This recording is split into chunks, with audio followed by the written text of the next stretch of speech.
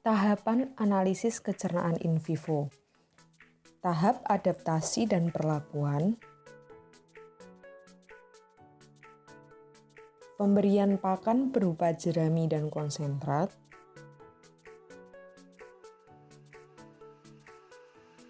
Pemberian air minum secara ad libitum. Tahapan koleksi. Koleksi sampel pemberian dan sisa pakan berupa jerami dan konsentrat.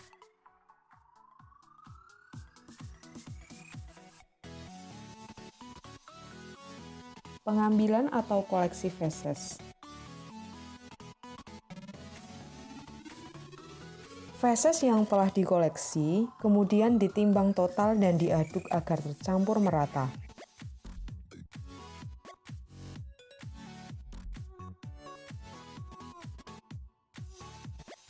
Lalu diambil sampel kurang lebih sebanyak 200 gram. Sampel feses dikeringkan dengan cara dijemur matahari.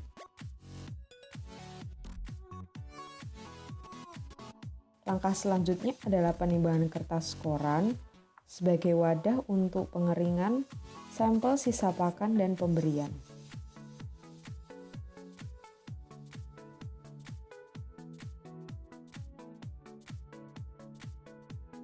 Sampel sisa pakan dan pemberian ditimbang.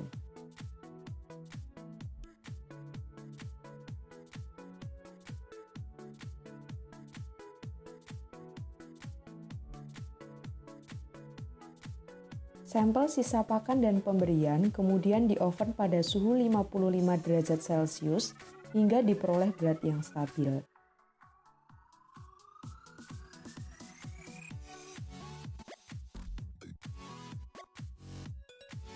Setelah itu, sampel feses, sisa pakan, dan pemberian yang telah kering udara kemudian digrinding menggunakan Wiley mill. Sampel yang sudah digrinding kemudian dikomposit tiap individu ternak. Kemudian dianalisis proksimat sesuai kebutuhan seperti analisis bahan kering, bahan organik, ekstrak ether, serat kasar, dan protein kasar.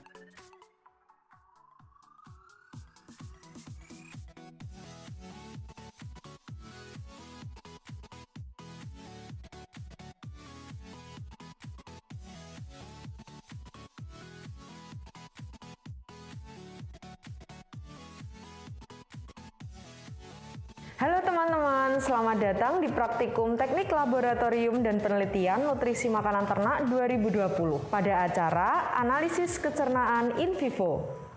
Analisis kecernaan in vivo merupakan metode pengukuran kecernaan dengan cara mengukur nilai penyerapan nutrien yang dilakukan dengan mengetahui perbedaan antara nutrien yang dikonsumsi dengan yang dikeluarkan melalui feses dan urin. Diasumsikan nutrien yang tidak dikeluarkan adalah nutrien yang tercerna. Kemudian, prinsip analisis kecernaan in vivo yaitu menghitung selisih antara pakan yang dikonsumsi dengan feses dan urin yang dikeluarkan. Selanjutnya, tahapan analisis kecernaan in vivo. Tahapan yang pertama adalah persiapan, yang kedua adaptasi, ketiga pemeliharaan, keempat koleksi, kelima analisis proksimat, keenam analisis data. Tahapan persiapan merupakan tahapan untuk mempersiapkan segala sesuatu yang berhubungan dengan analisis kecernaan in vivo.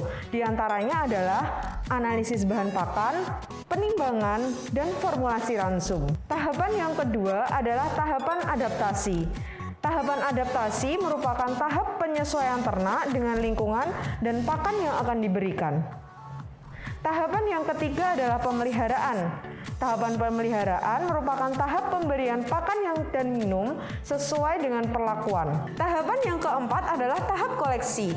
Tahap koleksi merupakan tahap pengumpulan sampel pemberian, sisa pakan, dan feses. Sampel yang telah dikumpulkan kemudian dikeringkan. Setelah dikeringkan, sampel digrinding menggunakan Wiley mill. Setelah sampel digrinding, kemudian dikomposit. Sampel yang telah dikomposit kemudian digunakan sebagai bahan analisis proksimat.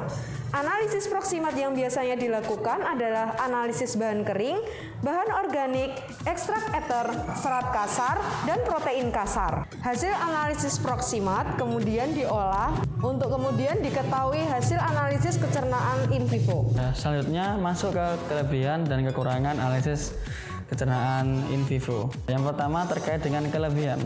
Kelebihan dari analisis kecernaan in vivo yang pertama yaitu memiliki tingkat akurasi yang tinggi dibandingkan dengan analisis kecernaan yang lainnya.